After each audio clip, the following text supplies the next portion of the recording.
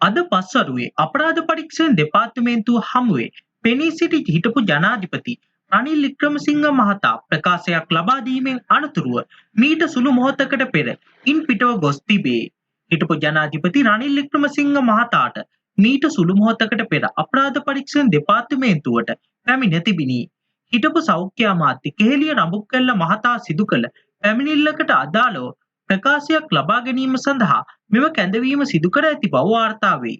ලංකාවට ඖෂධ ගෙන්වීමට අදාළව කෙහෙලිය රඹුක්වැල්ල මහතා විසින් අපරාධ පරීක්ෂණ දෙපාර්තමේන්තුවට පැමිණිල්ලක් ඉදිරිපත් කර ඇති අතර ඊට අදාළව පසුගිය රජයේ මැති ඇමතිවරුන් කිහිප දෙනෙකු අපරාධ පරීක්ෂණ දෙපාර්තමේන්තුව හමුවේ ප්‍රකාශ ලබා දෙනු ලැබීය.